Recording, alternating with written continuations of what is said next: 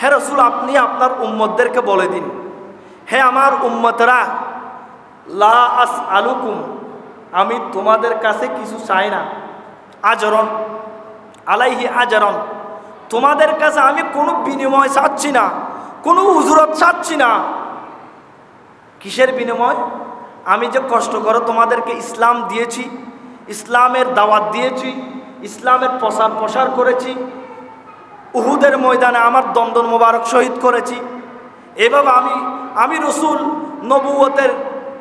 নবুয়তের 23 বছর জিন্দেগিতে আমি অনেক কষ্ট করেছি, এটার বিনিময়ে আমি রসুল কিছু চাচ্ছি না।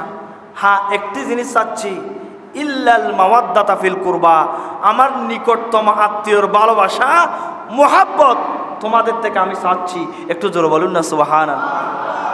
নিকটতম আত্মীয়ের ভালোবাসা, মোহাব্বত, অর্থাৎ এই আওলাদ রসুলের মোহাব্বত আমার রসুল আমাদের থেকে চাচ্ছেন।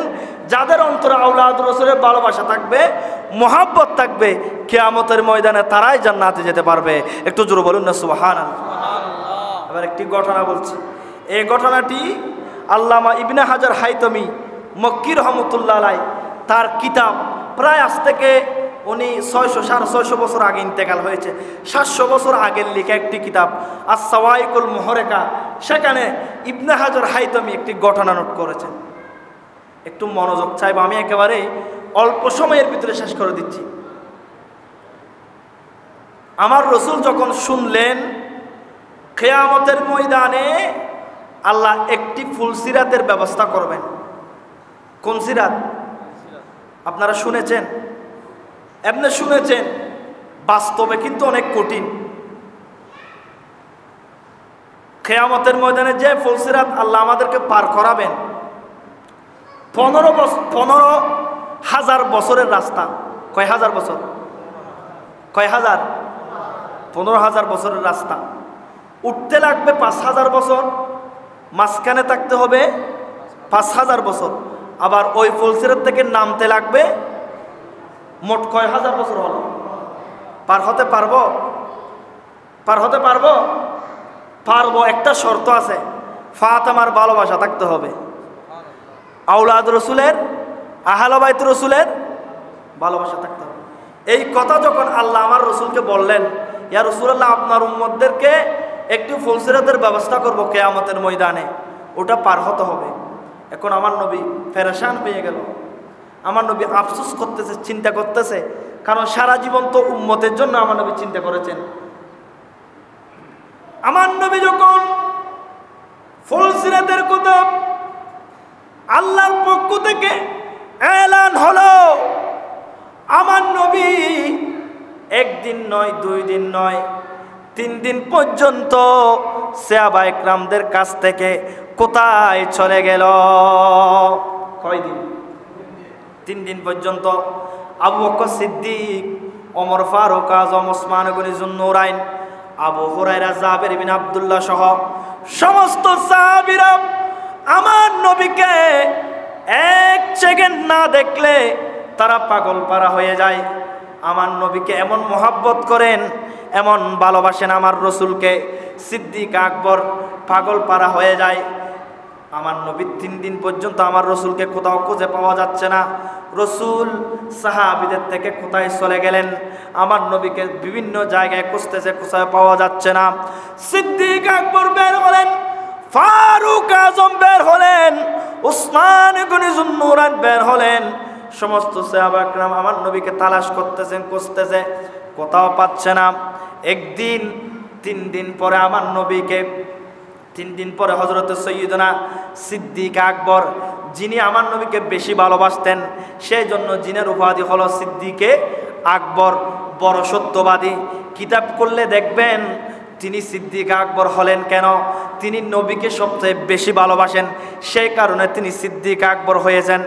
ওই সিদ্দিক আকবর বলেন, আমি যখন ঘর থেকে বের হয়ে এক মদিনা শরীফের এক পাহাড়ের দিকে যাচ্ছিলাম, ওদিক থেকে একজন রাকাল ছেলে আসতেছিল।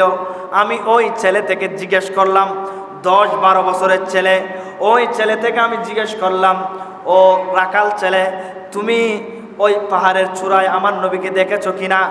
ওই ছেলে আমাকে উত্তর দিচ্ছে, হুজুর নবী কাহাকে বলে আমি জানি না, আমি চিনি না, তবে আজকে 3 দিন পর্যন্ত একজন নূরানি সুরতের মানুষ, আমরা যেখানে মেষগুলো চড়াই, ছাগলগুলো চড়াই, দুম্বা বেড়াগুলো চড়াই, ওখানে একজন নূরানি সুরতের মানুষ আজকে 1 দিন নয়, 2 দিন নয়, 3 দিন নয়, সেজদায় পড়ে রব্বি হাবলি উম্মতি বলে বলে কাঁদতেছে।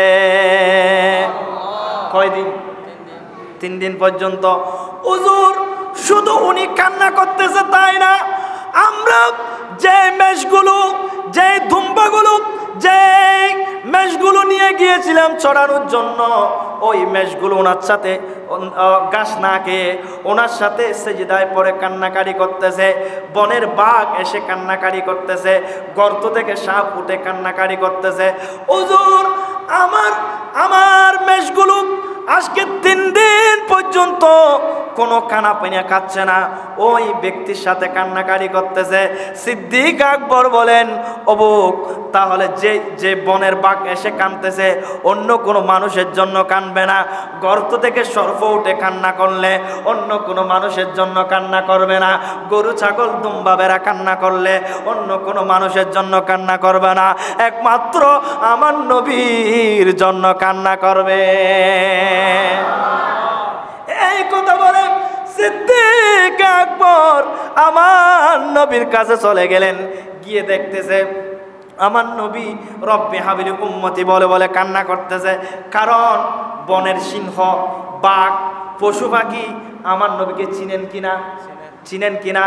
কিন্তু বড় দুঃখের বিষয়, আমাদের দেশে অনেক মৌলবীরা লম্বা লম্বা জুব্ব পরে, ফাকরি পরে, নিজেকে বড় মুফাসসিরে কোরআন দাবি করে, আমার নবীকে চিনতে পারে নাই। আমার নবীকে বনের সিংহ চিনে। আমার নবীর গোলাম হযরতে সফিনা রাদিয়াল্লাহু তাআলা রোম শহরের মধ্যে যুদ্ধ করতে গিয়েছিলেন। এই হাদিস মেশকাতে আছে, যে মুসলিম শরীফে নোট হয়েছে। আমার নবীর ওই সফিনা, আমার নবীর গোলাম যখন রোম শহরে ইহুদিদের, নাসারাদের বন্দিশালায় যখন বন্দি হলো, তখন তিনি ইহুদি নাসারাদের বন্দিশালা থেকে রাতের বেলায় যখন বের হয়ে গেলেন না জানে মতো, তখন তিনি একটি গিরিপথ দিয়ে আসতেছেন। দুই পাশে পাহাড়, মাঝখানে রাস্তা। ওই রাস্তা ধরে তিনি যখন আসতেছিলেন, তখন তিনার সামনে একটি বাঘ চলে আসলো। ওই বাঘকে যখন তিনি দেখলেন, বললেন, আনা মাওলা রাসূলুল্লাহ সাল্লাল্লাহু আলাইহি ওয়াসাল্লাম, ও বনের বাঘ, আমি হচ্ছি আমার নবীর গোলাম। সফিনা পরিচয় দিলেন কি? আমার নবীর গোলাম। কাকে? বনের। ওই বাঘ বলেন, ওই বাঘ তখন খাওয়ার জন্য হযরত সফিনাকে একেবারে প্রস্তুত হয়ে আছে। যখন আমার নবীর গোলাম পরিচয় দিলেন, তখন নিজের লেজ নেড়ে বসে গেলেন। ওই সফিনাকে খায় নাই, আক্রমণ করে নাই। সেই জন্য শায়ের কত সুন্দর করে বলতেছেন, নবীর গোলাম পরিচয় দেন যখন সফিনা, নবীর গোলাম পরিচয় দেন যখন সফিনা, বনের সিংহ পথ দেখালে নে কোনো ভাবনা, বনের সিংহ পথ দেখালে নে কোনো ভাবনা, ইহ পর জগতে যাহার জন্য বিজয় হয়, প্রিয় নবীর গোলাম ছাড়া অন্য কিছু নয়। সালাতুনিয়া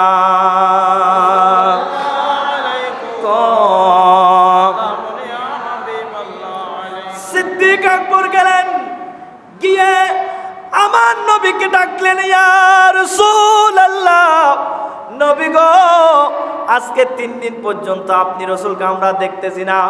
সমস্ত সাহাবায়ে কিরাম পাগল পারা হয়ে গেল আপনি রাসূলের জন্য। নবী গো, আপনার এত চিন্তা কিসের?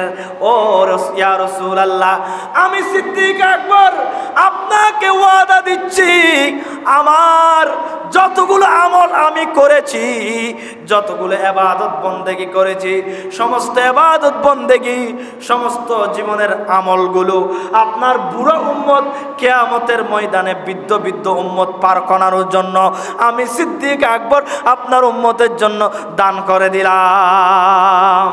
ইয়া রাসূলুল্লাহ, আমি আমার আমল আপনার উম্মতের জন্য দান করে দিলাম, আপনি তারপরও সিজদা থেকে সর মোবারক উঠান। এই কথা বলার পরেও আমার নবী উঠাচ্ছেন না। আমার নবী রব্বি হাবলি উম্মতি বলে বলে কান্না করতেছেন। এরপরে ফারুক আজম গেলেন। ফারুক আজম বলেন, নবী গো, আপনার যুবক যুবক উম্মতদেরকে কিয়ামতের ময়দানে পার করানোর জন্য আমি ফারুক আজমের সমস্ত আমল দান করে দিলাম, আপনি সিজদা থেকে সর মোবারক উঠান। এই কথা বললেন, উঠাচ্ছেন না। সমস্ত সাহাবা একরাম গেলেন, সবাই নিজের আমল আমার নবীর উম্মতের জন্য দান করে দিলেন। তারপরও আমার নবী সিজদা থেকে সর মোবারক উঠাচ্ছেন না। আমার নবীর সাহাবা একরাম এবার পরামর্শ করলেন, ও নবীর সাহাবীরা রে, নবীর বেটি ফাতেমা সারা আমার নবীকে সিজদা থেকে তোলা সম্ভব হবে না, তোমরা গিয়ে আমার নবীর বেটি ফাতেমাকে ডেকে নিয়ে আসো। কাকে ডেকে নিয়ে আসো? ফাতেমাকে। মা ফাতেমার কাছে নবীর সাহাবা একরাম গেলেন। গিয়ে আমার নবীর কাছে গিয়ে ফাতেমার কাছে গিয়ে আমার নবীর সমস্ত সাহাবা একরামরা ডাক দিলেন, এ ফাতেমা, আজকে একদিন নয়, 2 দিন নয়, সিদ্দিক আকবর কাঁদতেছে, চোখের পানি নিজের দাড়ি মোবারক ভিজে যাচ্ছে, কারণ তিনি তো আমার নবীকে বেশি ভালোবাসেন।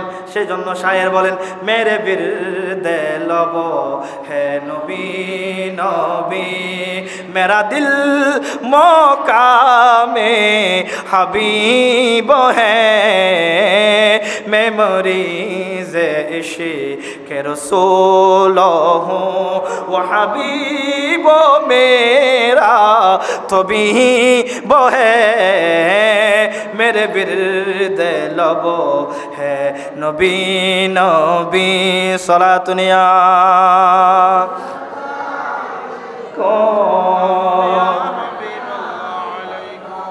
फातिमार काছে গিয়ে আমার নবীর সাহাবা একরাম ডাক দিলেন, ফাতেমা, আজকে একদিন নয়, 2 দিন নয়, 3 দিন পর্যন্ত আমার নবী আমাদের মধ্য থেকে পাহাড়ের চূড়ার চলে গিয়েছে, ওখানে গিয়ে রব্বি হাবলি উম্মতি বলে বলে কান্না করতেছে।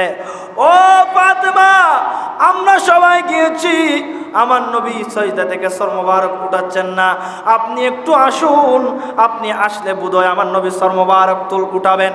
এই কথা যখন বললেন, এই এলাকার মা বোনদেরকে আমি দৃষ্টি আকর্ষণ করব। ফাতেমা আমার নবী সাহাবা একরামকে কি উত্তর দিলেন? ফাতেমা বলেন, এ নবীর সাহাবীরা, তোমরা কি দেখতেছো না এখনো পর্যন্ত আকাশের মধ্যে সূর্য আছে? যতক্ষণ পর্যন্ত সূর্য অস্ত যাবে না ততক্ষণ পর্যন্ত আমি ফাতেমা ঘর থেকে বের হতে পারবো না, কারণ আমি যদি দিনের বেলায় ঘর থেকে বের হই, আমি ফাতেমাকে আমার বেগানা পুরুষেরা দেখে ফেলবে। আমি যদি ঘর থেকে বের হয়ে যাই, আমার নবীর উম্মতের বেগানা পুরুষেরা আমি ফাতেমাকে দেখে ফেলবে। দেখলে কিয়ামত পর্যন্ত আমার নবীর আনে ওয়ালি আমার নবীর সমস্ত উম্মতের মহিলারা বেপরদায় চলাফেরা করবে। আমি ফাতেমা যতক্ষণ পর্যন্ত সূর্য অস্ত যায় নাই ততক্ষণ পর্যন্ত ঘর থেকে বের হতে পারবো না। তাহলে এখান থেকে মহিলাদের জন্য শিক্ষা আছে কি নাই? আছে কি নাই? আছে।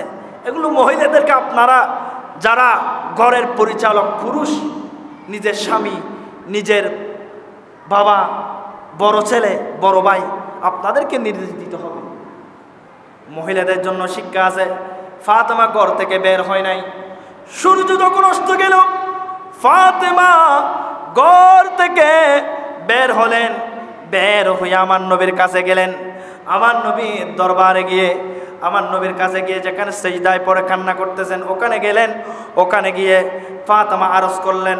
আমার নবীকে কিছু বলেন নাই, আমার নবীকে একটি কথা বলেছেন, ইয়া রাসূলুল্লাহ, আমি ফাতেমার জীবনের মধ্যে যতগুলো আমল আপনার উম্মতের মহিলাদেরকে পার করানোর জন্য কিয়ামতের ময়দানে আমি ফাতেমা আমার সমস্ত আমল দান করে দিলাম, আপনি একটু সজদা থেকে সর মোবারক উঠান না। এই কথা বললেন, আমার নবী উঠাচ্ছেন না। এবার ফাতেমার নূরানি চেহারা মোবারক যখন আসমানের দিকে তুললেন, আসমানের দিকে গলে ফাতেমা ডাক দিলেন, রব্বুল আলামিন, তুমি কি তোমার রাসূলকে পৃথিবীর জমিনের মধ্যে কান্না করানোর জন্য পাঠিয়েছ? আল্লাহ রে, তুমি তোমার হাবিবকে বললে সজদা থেকে সর মোবারক উঠাতে বলো, না হয় আমি ফাতেমার মাথার মধ্যে যে কাপড় আছে ওই কাপড় ফেলে দিচ্ছি, আমি ফাতেমাকে জগতের মানুষ দেখে ফেলবে। এই কথা যখন বললেন, আমার আল্লাহ জিবরিলকে ডাক দিলেন, এ জিবরিল, তুমি আমার নবীর কাছে যাও। এতক্ষণ পর্যন্ত নবীর সাহাবী সিদ্দিক আকবর কান্না করেছে, আমি আল্লাহর অন্তরে, আমি আল্লাহ কিছু বলি নাই, আমি আল্লাহ সহ্য করেছি। ফারুক আজম কান্না করেছে, আমি আল্লাহ সহ্য করেছি। ওসমান গনি কান্না করেছে, আমি আল্লাহ সহ্য করেছি। ফাতেমা যখন আসমানের দিকে, আমার নবীর বেটি ফাতেমা যখন আসমানের দিকে নিজের চেহারা মোবারক তুললেন, আমি আল্লাহর কুদরতি অন্তরে বরদাস্ত হয় নাই। ও জিবরিল, তুমি যাও, গিয়ে আমার নবীকে সংবাদ দাও, যেই সমস্ত উম্মতের অন্তরের মধ্যে ফাতেমার মোহাব্বত থাকবে, যে সমস্ত নবীর উম্মতের অন্তরের মধ্যে আলীর মোহাব্বত থাকবে, যে সমস্ত নবীর উম্মতের মধ্যে ইমাম হাসান হুসাইনের মোহাব্বত থাকবে, ওই সমস্ত উম্মতদেরকে আমি আল্লাহ জাহান্নামে দিব না। এই ওয়াদা আমি আমার রাসূলের সাথে করেছি। তুমি যাও, আমার রাসূলকে গিয়ে বলো সজদা থেকে সর মোবারক উঠাতে। তাহলে যার অন্তরে ফাতেমার মোহাব্বত থাকবে, যার অন্তরে মওলায়ে কায়নাত আলীর মোহাব্বত থাকবে, আহলে বাইত রাসূলের মোহাব্বত থাকবে, তাকে আমি কোথায় দিব না? জাহান্নামে দিব না। এরপর আমার নবী নূরানি সর মোবারক তুললেন, একটু জোরে বলুন না সুবহানাল্লাহ। তাহলে আহলে বাইত রাসূলকে ভালোবাসা এটা আমাদের জন্য ওয়াজিব, কর্তব্য, লাজেম। আহলে বাইত রাসূলকে ভালোবাসতে হবে। আপনারা আজকে আহলে বাইত রাসূলের ভালোবাসায় কিন্তু এই মাহফিল করেছেন। হয়তো এই মাহফিলের উসিলায় হয়তো কিয়ামতের ময়দানে এটাই দেখাতে পারবেন, ইয়া রাসূলুল্লাহ, আপনার উম্মতের, আপনার আহলে বাইত রাসূলের ভালোবাসায় আমরা মাহফিল করেছিলাম, আপনার আহলে বাইত রাসূলের ভালোবাসায় আমরা মাহফিল করে করে হুজুরদের বয়ান শুনেছিলাম, আহলে বাইত রাসূলের সানাখানি তাসকারা করেছিলাম। এটার উসিলায় হলো আপনি আমাদেরকে একটু জান্নাত দেন না? একটু জোরে বলুন না সুবহানাল্লাহ। আরেকটা হাদিসে পাক বলে আমি শেষ করে দিচ্ছি, একেবারে অল্প সময়ের ভিতরে একটা হাদিসে পাক বলে আমি শেষ করে দিচ্ছি। কারবালার ঘটনাগুলো আপনারা সব সময় শুনে থাকেন এবং ভবিষ্যতেও শুনবেন, সেজন্য আমি কারবালার ঘটনার দিকে যাই নাই। আহলে বাইত রাসূল কারা কারা, আহলে বাইত রাসূলকে ভালোবাসা আমাদের জন্য ওয়াজিব। আমি এই কথাগুলো বললাম, আপনারা কারবালার ঘটনাগুলো সবসময় শুনেন এবং সম্মানিত খতিব সাহেব তিনি আগামী জুমাতে, এরপরে জুমাতে এগুলো আলোচনা করবেন, শুনবেন, সেজন্য আমি আজকে এগুলো বলি নাই। তো কিয়ামতের ময়দান কিন্তু অনেক ভয়াবহ। ওখান থেকে নিজের ছেলে নিজের বাবা থেকে পালিয়ে যাবে।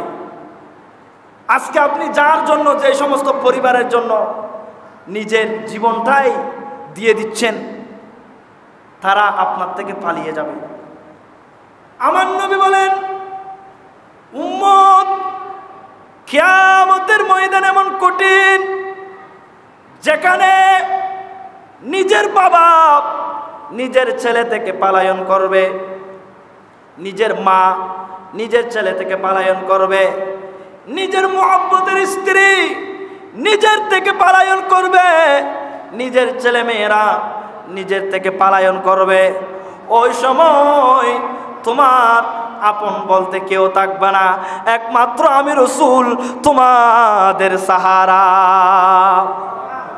ওই কিয়ামতের ময়দানে আমি রাসূলের আহলে বাইতে রাসূলের ভালোবাসা যাদের অন্তরে থাকবে তাদেরকে দেখে দেখে হাউজে কাউসারের পানি পান করানো হবে।